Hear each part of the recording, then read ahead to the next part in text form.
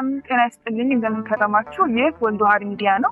ወልድ ዋህድ ሚዲያ የተለያዩ ዘመኑን የሚዋጁ መንፈሳዊ ዝግጅቶችን ወደ እናንተ የሚያቀርብበት መርሃ ግብሩ እነሆ ሰዓትን ጀምሮ ወደ እናንተ መድረስ ቀጥሏል። ዛሬ ደግሞ እንደምናውቀው ወርሃ ክረምት ነው። ቤተክርስቲያናችን ስለ ክረምት ወር እንዲሁም ደግሞ ክረምትና ንስሐ ስለሚያገናኛቸው ግንኙነት በደብራችን የሐዲስ ኪዳን መምህር ከሆኑት መምህር ዳዊት ጋር አጠር ያለ ቆይታ እናደርጋለን። ከዝግጅታችን ፍጻሜ ድረስ ሰላም እግዚአብሔር ከሁላችን ጋር ይሁን። ጥሪያችንን አክብረው እዚህ ድረስ ስለተገኙ በእግዚአብሔር ስም እናመሰግናለን ወዳለን። እሺ እንደምናውቀው አሁን ሰሞነ ክረምት ወይም ደግሞ ዘመነ ክረምት እየተባለ የሚጠራበት ወቅት ላይ ነው የምንገኘው። ግን ሰፋ ወዳለ ውይይታችን ከመግባታችን በፊት ክረምት የሚለው ቃል ትርጓሜውስ ምንድን ነው? ሀገራችን ኢትዮጵያ የክረምት ወቅትስ ከተለየው ከተቀሩ የዓለም ወይም ደግሞ የክፍለ ዓለማት የተለየ የሆነበት ምክንያትስ ምንድን ነው? በስመ አብ ወወልድ ወመንፈስ ቅዱስ አሐዱ አምላክ አሜን። ሁላችሁም የእግዚአብሔር ቤተሰቦች ይህ ጥሪ የሚደርሳችሁ ሁሉ በኃያሉ በልዑል እግዚአብሔር እንደምን ዋላችሁ? አሜን። ምስጋና የባህሪ የሆነ የሆነ ባህሪ እግዚአብሔር አምላካችን ስሙ የተመሰገነ ይሁን። እንግዲህ ክረምት ማለት ከርመ ከረመ ኖረ ሰነበተ ካለው የግዕዝ ቃል የተገኘ ሲሆን ትርጉሙ መኖር መሰንበት መክረም የሚል ትርጉም ይሰጣል። ክረምት የሚለው በዋናነት ሁለት አይነት ትርጉም ነው ያለው። የመጀመሪያው ዓመትን ዘመናትን መኖርን መሰንበትን የሚያስተረጉም ሲሆን ሁለተኛው ደግሞ ይሄ መዋግደ ክረምቱን የያዘ ዝናብ መዝነሙን መብረቅ ደመና ወርሃ ዘር ወርሃ ደመና ወርሃ መብረቅ ማለትም የመብረቅ ወር ሰሞን የዘር ሰሞን እነዚህን የያዘ በአጠቃላይ እግዚአብሔር ለምድር ዝናብን ማዘጋጀቱንና ዝናብን ማዝነሙን የሚያመለክት ቃል ነው ክረምት የሚለው ቃል። ሁለተኛው በኢትዮጵያና በሌላው ክፍለ ዓለም ያለው የክረምት ልዩነት ያው እንግዲህ ኢትዮጵያ እንደሚታወቀው በሰሜናዊ ዋልታ ያለች ሀገር ናት። ይሄም ለፀሐይ ቅርብ ያደርጋታል። ሌሎቹ ክፍለ ዓለማት በተለይ አውሮፓው ማለት ነው በደቡብ የምድር ዋልታ የሚገኙ ሀገራት ናቸው። እነሱ ክረምታቸው ከኢትዮጵያ ጋራ የሚለያየው አንደኛ የሁለቱም ክረምት ይለያያል። የኢትዮጵያ ክረምትና ሌላው ክፍለ ዓለም ክረምት የሚለያይበት የመጀመሪያው ኢትዮጵያ ክረምት ሲባል የዝናብ መዝነብን የመብረቅን ይሄንን ነው የሚያሳየው። በሌላው ዓለም ግን የፀሐይ መራቅን ነው የሚያመለክተውና ፀሐይ ከነሱ እጅግ በጣም ስትርቅ ዝናብ አይደለም በረዶ በጣም ቅዝቃዜ የሚታይበትና የሚገለጽበት ከኢትዮጵያ የክረምት ዘመናትም በጣም የተለየ መሆኑን የሚያሳይ ነውና ያው በዚህ ልዩነት አለው። እሺ እግዚአብሔር ይስጥልን። ቀጣዩ ጥያቄያችን ደግሞ 3 የክረምት ክፍሎች አሉ። እነሱም ደግሞ ሰሞነ ዘር፣ ሰሞነ ደመናና ሰሞነ መባረቅት ይባላሉ። እነዚህ ስያሜዎች ከቤተክርስቲያን አስተምሮ አንጻር ያላቸው ልዩነትስ ምንድን ነው? እሺ እነዚህ ንዑሳን ክፍሎች ይላቸዋል። ክረምት ሲባል አጠቃላይ በ3 አበይት ክፍላት ይከፈላል። ይሄውም በአተ ክረምት፣ ማዕከለ ክረምትና ጸአተ ክረምት በመባል ይከፈላል። እነዚህ አሁን ሰሙነ ዘር፣ ሰሙነ ደመናና ሰሙነ መብረቅ የሚባሉት በበአተ ክረምት ያሉ ንዑሳን ክፍሎች ናቸው። ታናናሽ ክፍላት ማለት ነው። ሰሙነ ዘር ማለት የዘር ወቅት ወይም የዘር ሰሞን ማለት ነው። ይሄውም እግዚአብሔር ምድርን ለሰብል እንድትቀበል ዘር እንድትቀበል ዝግጁ ያደረገበትን ምድርም ዘርን ለመቀበል የተዘጋጀችበት ገበሬ ደግሞ በእምነት የሚዘራበት ገበሬ ዘር ሲዘራ ይሄ የሚዘራው ዘር ከመሬት ወድቆ አፈር ትቢያ ሆኖ በስብሶ እንደገና ተነስቶ ከዚህ የበለጠ እጥፍ ዘር ይሰጠኛል ብሎ አምኖ ነው የሚዘራውና የገበሬውን እምነት የምናይበት ነው። በሌላ ምስጢራዊ አገላለጽ ሰሞነ ዘር የሚባለው ዘሩ በቃለ እግዚአብሔር ይመሰላል፣ እርሻው ደግሞ በሰዎች ልቦና ይመሰላል። ያ ዘር በቃለ እግዚአብሔር እንደተመሰለ ያ ዘር ከምድር ላይ ወድቆ እንደሚበቅል ሁሉ ቃለ እግዚአብሔርም ከሰዎች ልቦና ላይ ተዘርቶ በቅሎ ለምልሞ አብቦ የሚያፈራበት የእግዚአብሔር ሰዎች ከእግዚአብሔር ጋር አንድ የሚሆኑበትና ምግባር ትሩፋት የሚያፈሩበት መሆኑን የሚገልጽ ነው። ሰሞነ ደመና የሚባለው የደመና ሰሞን ሳምንት ማለት ነው። ደመና እንግዲህ ያው ለዝናብ ዝግጅት የሚያደርግበት የደመና ጥንተ ተፈጥሮው አጀማመሩ ማለት ነው። እግዚአብሔር በዕለተ እሁድ ገና ፍጥረትን ሲፈጥር 8 ፍጥረታትን ከፈጠረ በኋላ በዕለተ ሰኑይ ያ በዕለተ እሁድ ከተፈጠሩት 4 ፍጥረታት መካከል አንዱ ውሃ ነው። ያ ውሃ ከዚህ እስከ ብሩህ ሰማይ ሞልቶ ነበረ እና ይሄንን ውሃ ከ4 ከፈለው ይላል። ለይትጋባ ማይ ውስተ ምዕላድሁ ሲል ከ4 ተከፈለ። አንዱ በመሰረተ ምድር አደረገው፣ በምድር ልክ አደረገው ማለት ነው። አንዱን ደግሞ ከጠፈር በላይ አድርጎ ስሙን ሃኖስ ብሎ ጠራው። ሁለተኛውን ይሄ የምናየውን ጠፈር ማለት ነው አርግቶ የብርሃናት መመላለሻ አድርጎታል። አራተኛው በውቅያኖስ በምድርና በምድር መካከል በናጌብና በአድማስ መካከል ማለት ነው ምድሩን አጎድጉዶ በዚያ አስፍሮታል ማለት ነውና ታዲያ በዚህ ጊዜ ምድር በጣም እርጥበት ነበራት። ውሃ ስለከረመባት በጣም ጭቃ ሆና ነበርና እግዚአብሔር 24 መስኮቶችን ከፈተ ይላል። በምስራቅ 6 በሰሜን በምዕራብ 6 በሰሜን 6 በደቡብ 6 24 መስኮቶችን ከፈተ። በምስራቅና በምዕራብ ነፋሳት በ12 መስኮት ማለት ነው ወጥተው በሰሜንና በደቡብ ደግሞ የእሳት መስኮቶች ተከፍተው እነዚህ በእሳትና በነፋስ ደረቁ ይላል እና እሳቱ ከሚያዳርቀው ደረቅ ጢስ ነፋሱ ከሚያደርቀው ደግሞ ርጡብ ጢስ ወጥቶ የነዚህ የሁለቱ ድምር ደመና ሆነ ማለት ነው። ደመና አንድ ፍጥረት ተብሎ ባይፈጠርም ግን ግኝቱ በዚህ በመሬት መዳረቅ በዕለተ ሰኑይ ተገኝቷል ማለት ነውና ከዚያ በኋላ እግዚአብሔር በዚህ ደመና ከውቅያኖስ ውሃ እየጠለፈ መላከ ደመናው ወደ ላይ በነፋስ አሸክሞ እያወጣ በዚህ ደመናው ሳይቀደድ ምንም ብስ ሳይኖረው የሰው ዘር በሚመለከትበት ማለት መዝነብ ባለበት ቦታ እንዲዘንብ ያደርገዋል ማለት ነው እና ይሄ ደመና ዋና ምስጢራዊ ትርጉሙ ደግሞ ደመና በሁለት ይከፈላል። ርጡብ ደመናና ደረቅ ደመና ተብሎ ማለት ነው። ርጡቡ ደመና ውሃን መሸከም የሚችል ለዝናብ መሆን እንዲችል ዝናብ ማዝነብ እንዲችል ውሃን መሸከም የሚችል ሲሆን ደረቁ ደመና ደግሞ ውሃን መሸከም የማይችል ነጭ ደመና ነው ማለት ነው እና ይሄ ውሃ መሸከም የማይችለው ደረቁ ደመና ሃይማኖት ይዞ ምግባር በሌላቸው ሰዎች የሚመስል ሲሆን ርጡቡ ደመና ደግሞ ምግባርም ሃይማኖትም በያዙ ሰዎች ምሳሌ ነው። ሌላው ደመና የእመቤታችን ምሳሌ ሆኖ ይገለጣል። ቅዱስ ኤፍሬም እመቤታችን ባመሰገነበት በሮብ ውዳሴ ማርያም ላይ አንቲ ዘበአማን ደመና እንታሰራይ ለነ ማይ ዝናብን እውነተኛ ውሃን እውነተኛ ዝናብን ቋጥረሽ የታየሽልን እውነተኛ ደመና አንቺ ነሽ ብሎ አመስግኗታል። ይሄ ማለት ደመና የእመቤታችን ምሳሌ ሆኖ ያ ንጹህ ውሃ ለተጠሙ ውሃ ለጠማቸው ውሃ ለሚያስፈልጋቸው የሕይወት ውሃ የተባለ ኢየሱስ ክርስቶስን መያዟንና እሱን ጸንሳ መውለዷን የሚያመለክትና የሚያስረዳ ኃይለ ቃል ነው ማለት ነው።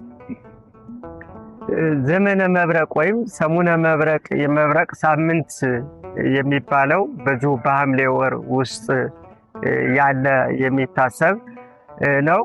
ይሄ ደግሞ እንግዲህ የመብረቅ ግኝት ደመናና ደመና ከውቅያኖስ ውሃ ጠልፎ ሲሄድ ያንዱ ውሃን የተሸከመ ደመናና ውሃን የተሸከመ ደመና ሲገናኝ የሁለቱ ግጭት መብረቅን ይፈጥራል ይላል በቤተክርስቲያን አስተምሮ እና ያ መብረቁ ደግሞ በብልጭታ መልኩ በድምጸት ሲወጣ መብረቅን መብረቅ ይወልደዋል ይላል ሄኖክ ጻድቁ ሄኖክ። መብረቅ ይወልድ ይላል። መብረቅን ይወልዳል ይላል። ያ የመብረቅ አንድ ጊዜ አንድ መብረቅ ሲበርቅ ብዙ መባረቅት ከዚያ ይፈጠራሉ ይወለዳሉ እና ይሄ መብረቅ እግዚአብሔር ግርማ ድምጹን የሚያሰማበት ግርማዊነቱ የሚገለጽበት የእግዚአብሔር ዕለተ ምጽአቱን የሚሰብክበት ነው። መብረቅ ሁለት ነገር አለው፣ ሶስት ነገር አለው። ድምጽ አለው፣ ብርሃን አለው። ሁለት ነገር ነው ያለው፣ ድምጽና ብርሃን አለው።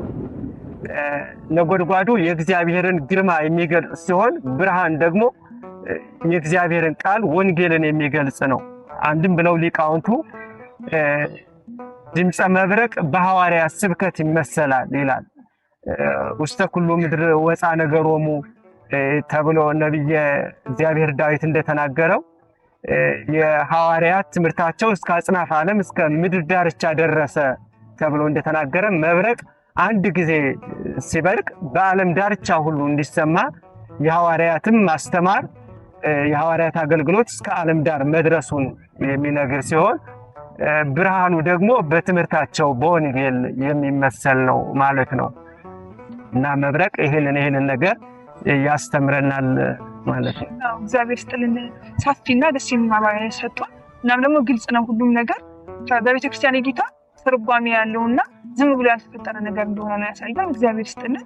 ቀጣዩ ጥያቄ ደግሞ የሚሆነው ማዕከለ ክረምት ከነሐሴ 10 እስከ 27 ነው እና እጓለ ቋዓት ይባላል። ሌላ ምሳሌ እስካለው ይህ ማዕከለ ክረምት የሚባለው ቀን ከነሐሴ 10 እስከ 27 ያለችው ቀን ማለት ነው። ይሄ ማዕከለ ክረምት የሚባለው ሁለተኛው የክረምት አብይ ክፍል ነው።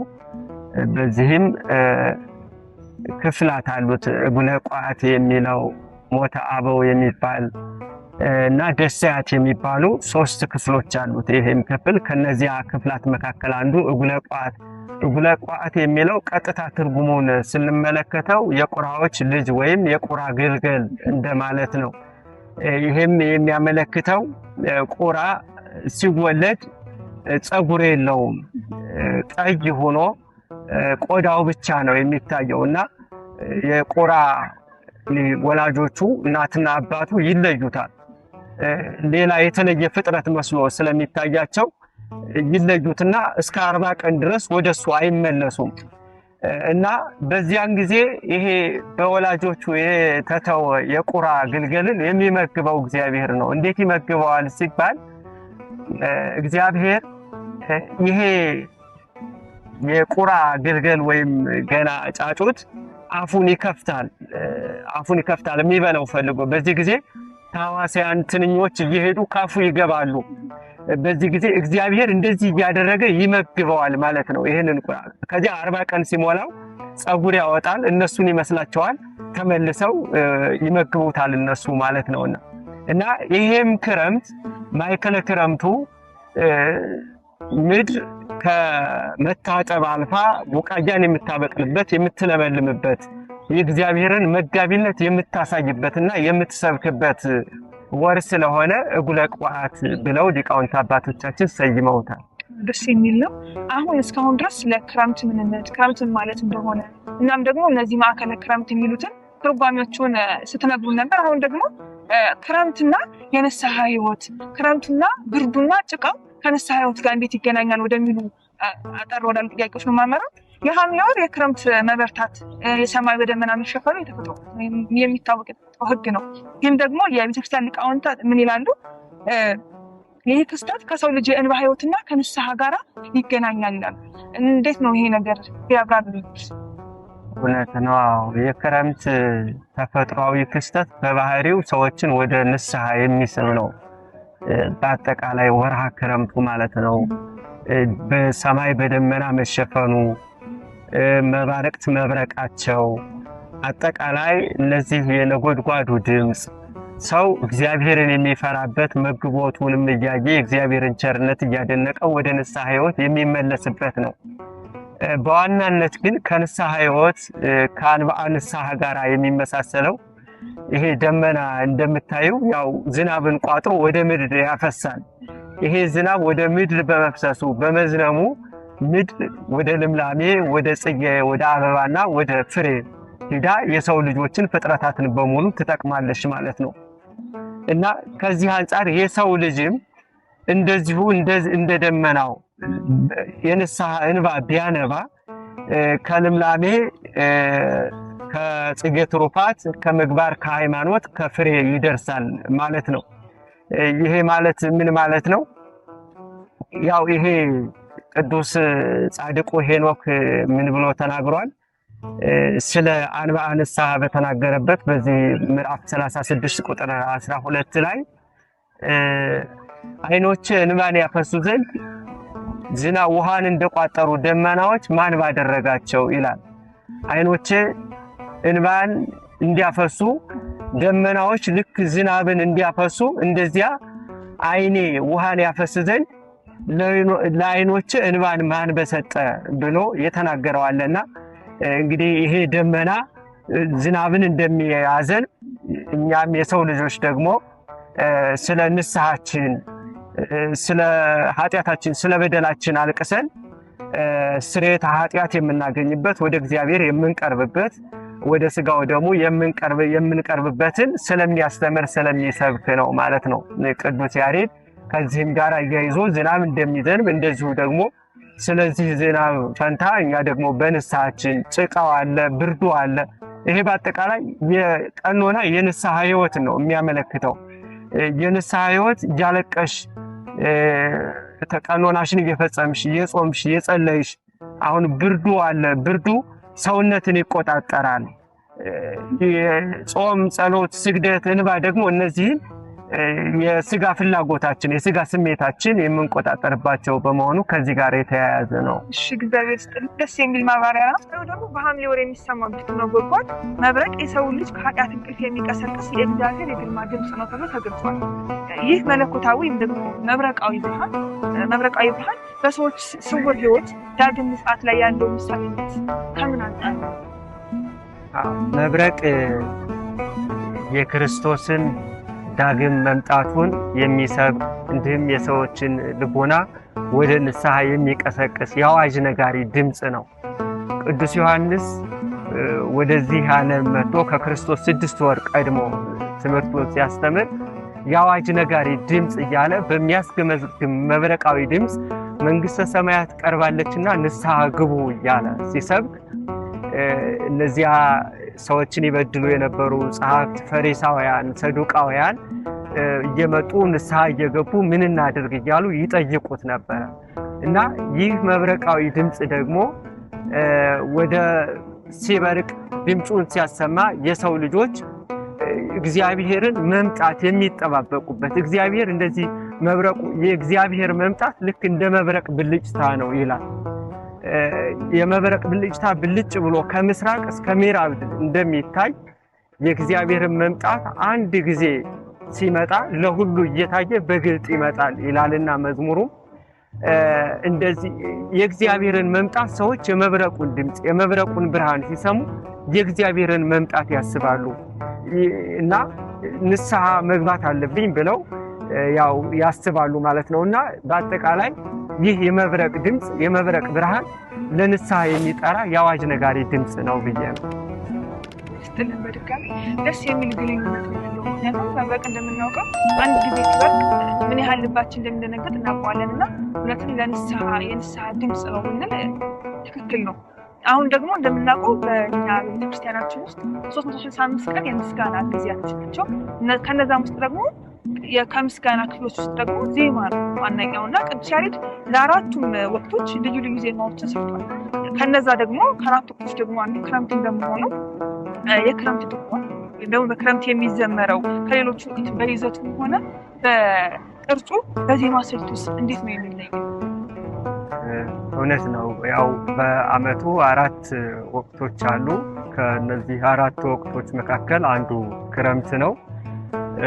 ቅዱስ ያሬድም ለነዚህ 4 ወቅቶች ይዘቱን የጠበቀ ታሪኩን የጠበቀ የዜማ ስልትና ይዘት አለው ማለት ነው እና ቅዱስ ያሬድ በዚህ የድጓ ክረምት በሚባለው ይዘቱ ያው ክረምቱን የእግዚአብሔርን ቸርነት እግዚአብሔር የዝናቡን የሚያዘን የአየር ጠባይ ባለቤት እግዚአብሔር መሆኑን እግዚአብሔር ውሃዎቹን እንደሚያዛቸው እግዚአብሔር ደመናን እንደሚጠራ ውሃዎቹን በመንቀጥቀጥ እንደሚመልሱለት እግዚአብሔር ዘሪን ለዘሪው እንደሚሰጥ ይሄንን የያዙ በአጠቃላይ ክረምትንና የእግዚአብሔርን መግቦቱን የእግዚአብሔርን ቸርነቱን የሚገልጡ ናቸው ዝማሬዎቹ የዝማሬው ይዘት ማለት ነው።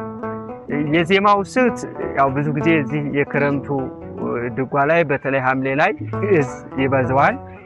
ግዕዝ ማለት በኃይል የሚጮህ ከሌሎቹ ከእዝልና ከአራራይ የዜማ ስልቶች ጠንከር ያለ ሲሆን ይሄም የነጎድጓዱን ድምፅ ከዝናቡ ጋራ አብሮ ተዛምዶ የሚሄድ የዜማ ስልት በመሆኑ ይሄንን ይመለከታል ብዬ አስባለሁ። እሺ አሁን ወደ መጨረሻው ጥያቄ ተቃርቤያለሁ። የመጨረሻው ጥያቄ ጭቃ፣ ብርድ፣ ንስሐ በወርሃ ሐምሌ ለምን የልብ ማጠቢያ ማሽን ተባለ ይባላል? እውነት ነው። አሁን ጭቃ፣ ብርድ አለ፣ ዝናብ አለ። እንደምታየው አሁን በክረምት ብዙ ነገሩ ለህይወት ከባድ ነገር ነው። ሰው በቀላሉ መውጣት አይችልም። ጭቃ አለ፣ ጎርፍ አለ። ሌላው ደግሞ ከዚህ ጋራ የንስሐ ማጠቢያ ማሽን ለምን ተባለ ሲባል ምድርን አሁን ይሄ ዝናብ ምድርን እንደዚሁ እንደሚያጥባት የሰው የንስሐ ህይወትም የሰውን ኃጢአት በደል ይደመስሳል፣ ያጥባል። እንደዚህ በቤተ ክርስቲያን አስተምሮ እንደዚህ ነው እና አሁን ጭቃና ብርዱ ቅድም እንደነገርኩሽ ብርድ ስሜትን ይቆጣጠራል። ያው ሰዎችን በቤታቸው እንዲሆኑ እንዳይወጡ ያደርጋል። ብርዱ ደግሞ ይሄ ጾም፣ ጸሎት፣ የአንብዓ ንስሐ ደግሞ የሰዎችን ስሜታዊ ወይም ስጋዊ ፍላጎት ገቶ ወደ ንስሐና ወደ እግዚአብሔር እንዲቀርቡ የሚያደርግ ነው ማለት ነው። ሌላው ይሄ ክረምቱ በሚሰጥሽ ቀኖና ንስሐ ስትገቢ የሚሰጡሽ ቀኖናት አሉ። ያንን በመከራ ነው የምትጨርሻቸው ማለት ነው እና ይሄ ክረምቱ ያንን የሚያመለክት ልክ እንደዚህ አሁን ገበሬ በዚህ በክረምት ወር ወጥቶ ጭቃውን ብርዱን ሁሉ ተሸክሞ ሂዶ ብዙ መከራ ተቀብሎ ነው ዘርን የሚዘራው። በመከር ግን ወጥቶ ደስ እያለው ነዶውን ተሸክሞ እሸቱን እየበላ ነው የሚመለሰው እና ይሄም ደግሞ የክረምት ወር በንስሐ በቀኖና የሚመሰል ሲሆን እንደዚህ በክረምቱ ምድር እንደምትለመልምና እንደምትታጠብ በእኛም የቀኖና ህይወት ደግሞ ከኃጢአት ከበደል ወጥተን ነፍሳችን ስጋችን የሚነጻበት ከእግዚአብሔር ጋር የምንቆራኝበት ስለሆነ ነው። እግዚአብሔር ይስጥልን። ለዛሬ የነበረን ጥያቄ ይሄ ነበረ። እርሶም ደግሞ በሚገባና ቤተክርስቲያናዊ በሆነ መንገድ መልሰውልናል። በድጋሚ እግዚአብሔር ይስጥልን። ግን ደግሞ አሁን ይህንን ሚዲያ ለሚከታተሉት ተመልካቾቻችን ማለት የሚፈልጉት ማስተላለፍ የሚፈልጉት መልዕክት ካለ እድል ስጡት። ይህ የወልደ ዋሕድ ሰንበት ትምህርት ቤት የአንጋፋው ሰንበት ትምህርት ቤታችን ሚዲያ ነው። በዚህ ቻናል ብዙ መንፈሳዊ መልእክቶች ይተላለፋሉ። ለሰው ህይወት የሚጠቅሙ ሰውን ከእግዚአብሔር ጋር የሚያገናኙና ሁላችሁም ይሄንን መንፈሳዊ ሚዲያ እንድትከታተሉ መልእክቴን አስተላልፋለሁ። እግዚአብሔር ይስጥልን። ያው መምህራችን እንዳሉት እሳቸው ቀደም ብለው ነግረዋል። ይህ ወልደ ዋሕድ ሚዲያ ነው። ወልደ ዋሕድ ሚዲያ የተለያዩ መንፈሳዊ ዝማሬዎችን እንዲሁም ደግሞ ትምህርቶችን ወቅታቸውን የጠበቀና ዘመኑን የሚዋጁ ሁል ጊዜ እንደየሰዓቱ ወደ እናንተ ይዞ መምጣቱን ይቀጥላል። ሚዲያችንን ላይክ፣ ሼር፣ ሰብስክራይብ በማድረግ ድጋፋችሁ ኃይሌን። ለዛሬ የነበረን መሰናዶ ይሄ ነበረ። ቀጣይ በሌላ መሰናዶ እስከምንገናኝ ድረስ ሰላም እግዚአብሔር ከሁላችን ጋር ይሁን። ቆየ